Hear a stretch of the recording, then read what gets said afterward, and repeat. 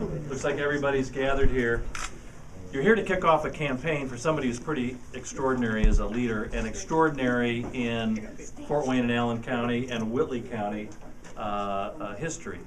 To have the President Pro Tem of the State Senate from our area, from our district. That's a pretty rare thing. Understand, in Indiana, we've had two President Pro Tems in the late 1960s and early 70s from Fort Wayne. We've had Speaker of the House and W.O. Hughes, and then that's going back in the time record about it in terms of legislative leadership. Well, let's look at this time of legislative leadership when you have David Long as President Pro Tem and look at the last few years. If the other side were in control of the Senate, and if you had a different leader in charge of the Senate, the other side wanted to stand still. It was a status quo in very difficult times. Indiana's not standing still. It's moving forward with very bold ideas that didn't happen by accident. We've had David Long as an extraordinary leader on City Council, the district I now represent, and in the State Senate, has marshaled the forces down there and is taking Indiana to a very bright future. I'm going to ask all of you today to start off the campaign right. Let's give David 3 cheers. Hip hip. Hooray! Hip hip. Hooray! Hip hip. Hooray!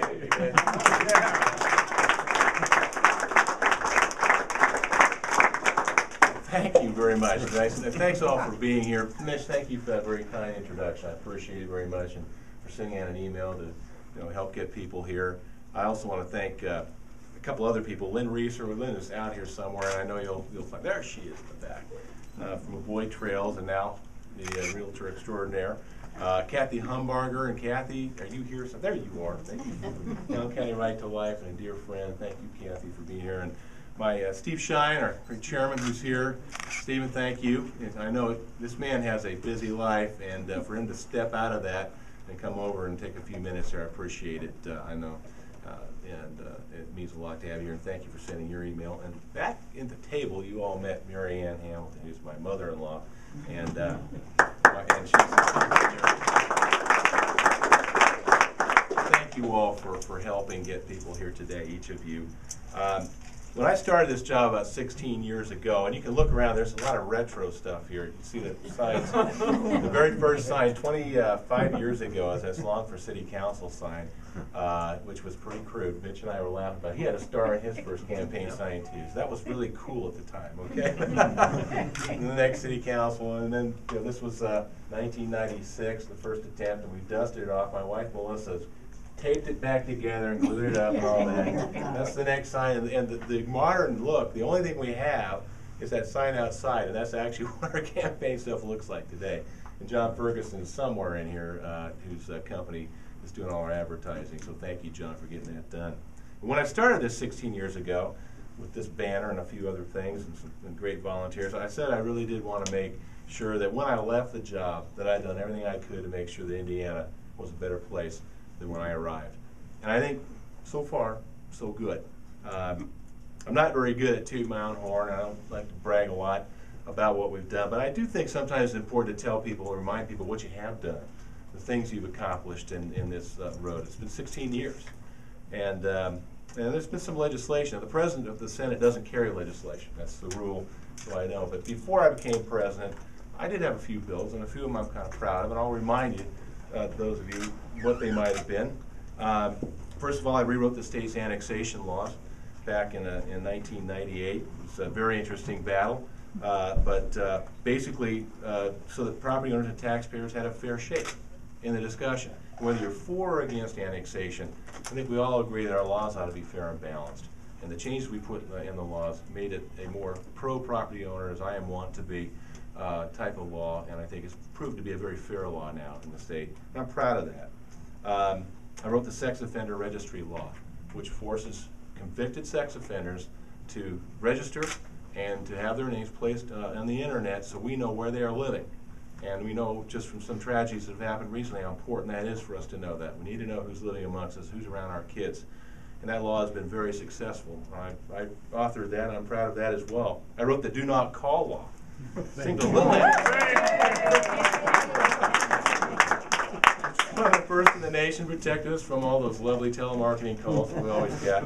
But it also had some serious fraud relief also for senior citizens. There was a lot of proof that the telemarketing was aimed in a fraudulent way, some of it toward our seniors, and we've taken care of that as well.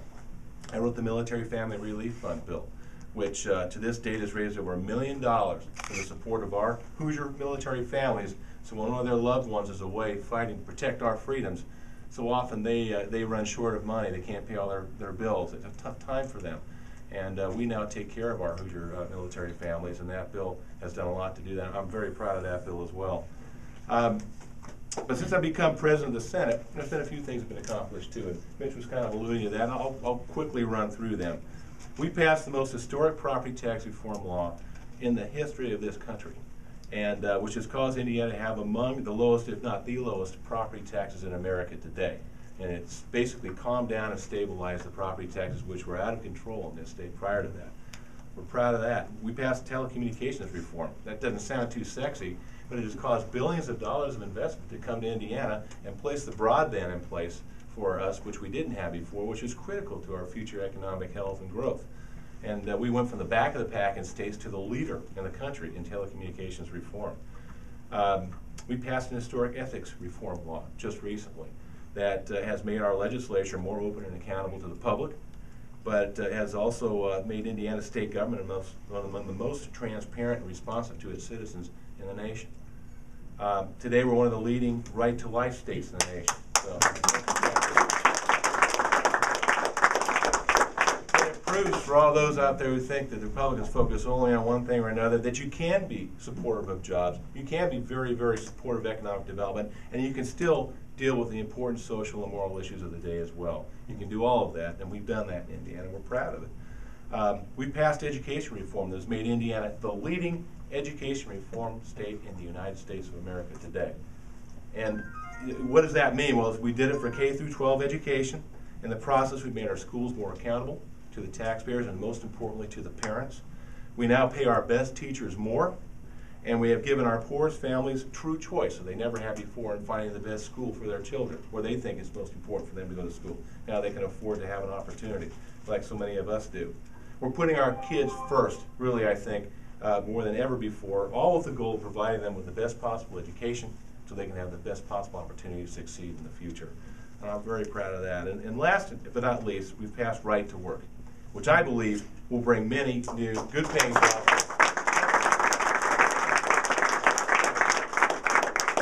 Put Indiana on the map as an economic beacon for the rest of the Midwest and maybe in the country. You look at all the states around us who would like to do it, and Indiana is an island in the middle of the Midwest, and we are the envy of Ohio and Michigan and Illinois and other states who would like to do it. We already had nearly 50 companies, and that's growing, announced that since February when we did this, that they are very interested in coming to Indiana. Some of them have already committed to coming to Indiana and bringing with them good, high-paying jobs that we never would have had a chance to get without right to work, because they said that's the reason they're coming. That was the triggering mechanism. I've got a friend, Troy Frazier, who's the president of the Texas Senate. He's a real character. He's a great guy. And it's always, and of course we know the Texas economy is the best in the United States. And I'll just tell you, his comment said, David, we hate the fact you're getting right to work in Indiana. So we love cherry picking all your companies and your jobs from Michigan and Indiana and all that. He said, it's going to be a game changer for you, though, he said, and I think it will be. I think it's going to be a huge deal for us, and time will prove that we did the right thing. And last but not least, we balance our budgets here in Indiana, all right? And we do it for in a simple way. Unlike Washington, we understand that you only spend what you have, right? It's a very simple concept. We all live like that at home. And we've, hard to believe, but we didn't do that in the past that much and that well. But today, because we live within our means, we have a surplus in Indiana, one of the very few states that can say that, and certainly the only state in the Midwest. And because remember that it's your money, and not governments, we're also going to give a lot of that back next year in the form of a tax refund to everybody in 2013. Now, clearly, a lot of this could not have been accomplished without the great leadership and the strength that we had in Mitch Daniels, his visionary leadership, the new president of Purdue University. How about that? Yeah. And he called me about an hour and a half ago and said it's true. So there you have it. Okay? But But he's been a tremendous governor. But I'm proud of the solid working relationship I've had with him, and that I've had with the Speaker of the House, Brian Bosma, another great leader. You know, and because we were close and we worked well together, we have formed a trust. And because of that trust, we've been through some tough times passing some of this legislation that had we not had that in place, we might not have gotten it through. So, but these achievements were earned while also ruffling some people's feathers, as we know. And change never occurs without altering the status quo, and when you do that, you can make some people unhappy, and in some cases very unhappy. Whether it's right to work or education reform, there's a large group of special interests that has decided that it'd be a very good idea if I was no longer your state senator, and that if I was removed from office. And it doesn't matter that what we've been doing is important for our community, it's important for our kids, it's important for our state. They've decided it's not good for them, and therefore it's time to take me out, and they're going to try to do that, and they're doing that by backing my opponent financially with some serious money, and that means that I've got to work hard to retain this seat, which I intend to do, which is why we're here today, and which is why I'm so grateful to all of you for coming and taking just a few minutes of your very busy time, precious time, and I know it is, to come here and join me to help kick off this campaign. You know, I think it's not just the start of the campaign for me, but I think it also proves that people can stick their necks out, take tough votes, take chances, go buck the trends and the status quo, and put the people that they represent ahead of their own political interests. And that if you do that, guess what? You can be rewarded, and you will find the support of the people that you represent, after all, and that you can take these chances. So I really thank you all for supporting me and proving that theory right today. I hope to be back here in November. And we're all standing here in the same room again, celebrating a really good victory. But that'll take some time and some hard work between now and then. And my young campaign manager, Chris Creighton, is somewhere, probably eating pizza. Oh, he is. You're not eating pizza, Chris. That's a first.